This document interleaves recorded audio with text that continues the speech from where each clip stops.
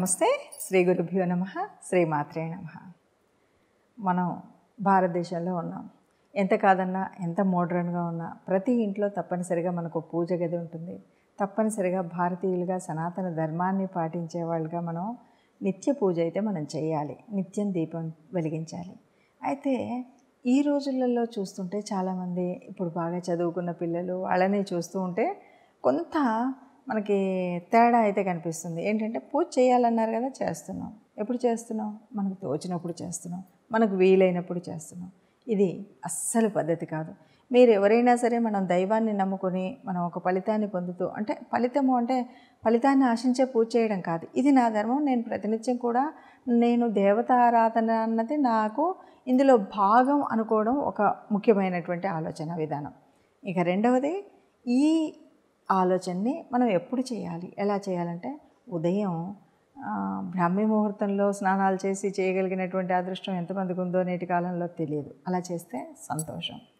అలా కాదు, కనీసం మధ్యమంగా అయినా అంటే 9 గంటల లోపు మనం స్నాన సంధ్యాదులు ముగించుకొని ఇల్లు వాకిలి శుభ్రం చేసుకొని పూజ చేసుకోవడం రెండవ తరహా. ఇక అలా కాదు అంటే ఇంకా తర్వాత చేసి, ఇంకా కొంతమంది అయితే ఇంకా ఎప్పుడో చేస్తుంటారు. మూడవది, అది అంత పెద్ద ఫలితాన్ని ఇచ్చేటువంటిది కాదు. అంటే మనకి ఏదైతే పాజిటివ్ వైబ్రేషన్స్ కలిగేటువంటి సమయం ఉందో అది కాదు అని చెప్తారు. మరి ఇంకా కొంతమంది నేను ఎప్పుడు లేస్తే అప్పుడే స్నానం చేసినాక దేవుడికి పూజ చేస్తున్నానా లేదా అంటారు. అమ్మ, దేవుడు కూడా సుప్రభాత వేళ వేరే ఉంటుంది. శయనించే పౌలింపు సేవ మనం చేస్తూ ఉంటాం స్వామికి, వెంకటేశ్వర స్వామికి కూడా. అంటే ఆయన ఉదయం లేపుతాము, రాత్రి పడుకోబెడతాం కదా. మరి అలాంటి మనము ఎప్పుడు పడితే అప్పుడు పూజ చేయడం అనేటువంటిది సవ్యమైనటువంటిది కాదు. ఇక ఈ పూజ చేసేటప్పుడు కూడా మనకి తప్పనిసరిగా మనం ఒక రూమ్ ఉందా, అంటే పూజా మందిరం ఉందా, లేదు ఒక చిన్న సెల్ఫ్ ఉందా, లేదు ఒక టేబుల్ మీద వేసి పెట్టుకున్నామా, ఎక్కడన్నా పెట్టుకోండి. మనం పూజ చేసేటప్పుడు తప్పనిసరిగా మనం రోజు నిత్యం అంటే పంచోపచారాలు అంటుంటాం. అంటే కనీసం 5 ఉపచారాలైన దీపం, ధూపం, ఎందుకంటే నైవేద్యం, పుష్పం, పత్రం, ఇవి 5 అన్నా పెట్టాలి. మనం అవి పెట్టే చేయాలి. అలా కాకుండా ఊరికే ఏదో ఇలా వెళ్ళాము, 2 చేతులు జోడించాము అంటే అది పూజ కాదు. సరే, ఇలా పూజ చేస్తున్నటువంటి మనకి ఎప్పుడు కూడా కామ్యార్థం చేసేటువంటిది కాదు. అంటే నాకు ఇది కావాలి అది కావాలి అని కోరుకునేటువంటిది కాదు. ప్రతినిత్యం భారతీయుడిగా సనాతన ధర్మాన్ని పాటించేటువంటి ఒక కుటుంబ వారసులుగా మనం ప్రతినిత్యం మన ఇంట్లో దేవతారాధన చేయాలి. మరి ఏ దేవతారాధన చేయాలి? ఏ దేవతారాధన అంటే తప్పనిసరిగా ప్రతి ఇంటికి ఒక కులదేవత ఉంటుంది. కులదేవతను స్మరించడం మర్చిపోవద్దు. ఇంటి ఇలవేల్పు ఇలాంటివి మర్చిపోకుండా మీకు తర్వాత ఇష్టదైవాన్ని ప్రార్థించాలి. ఇది ఒక పద్ధతి. అంటే మనకున్నటువంటి కులదేవతను తలుచుకోవాలి, ఇంటి ఇలవేల్పును తలుచుకోవాలి.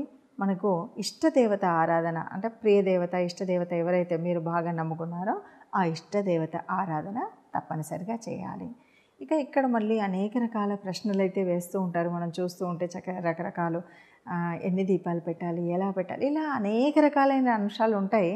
కానీ ఒక్కటమ్మా, మనం 3 ఒత్తులు వేయడం అనేటువంటిది మనకు మంత్రంలో దీపాన్ని వెలిగించేటప్పుడు చెప్పేటువంటి పద్ధతి.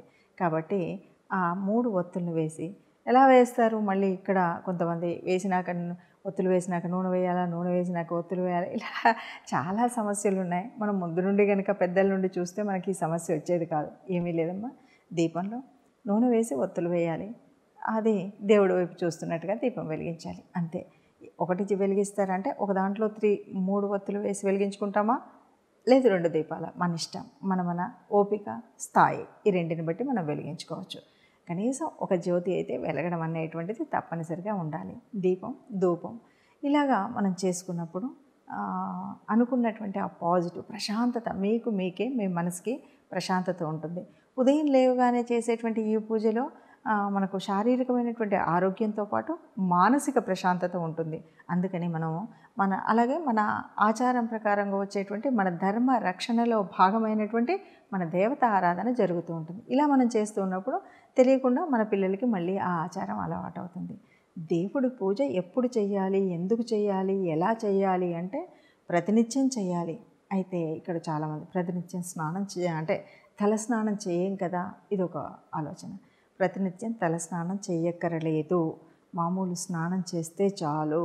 ఇంకా ఇలా కాకుండా ఎవరైనా పెద్ద మనుషులుండి ఒక 80 ఏళ్ళు వచ్చాయి అయినా దేవుడి మీద భక్తి ఉందంటే మంచం మీద పడుకొని కూడా రామ రామ కృష్ణ కృష్ణ హరే రామ హరే కృష్ణ అనుకుంటే చాలు అని చెప్పేటువంటి ఒక గొప్పనైనటువంటి లక్షణం మనకుంది.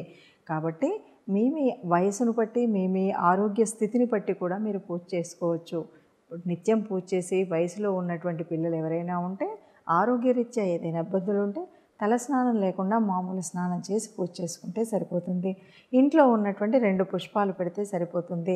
అంటే ఆర్భాటంగా అని కాదు, మీ తొడిలో ఉన్నా కుండీలో ఉన్నా ఎక్కడున్నా.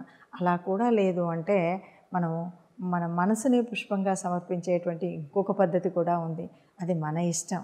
కానీ దేవుడికి నమస్కరించడం, దీపం పెట్టడం, ఆ ఇంట్లో అలా చేయడం వల్ల, ఆ ధూపం వేయడం వల్ల చక్కటి పాజిటివ్ ఎనర్జీ అయితే వస్తుంది.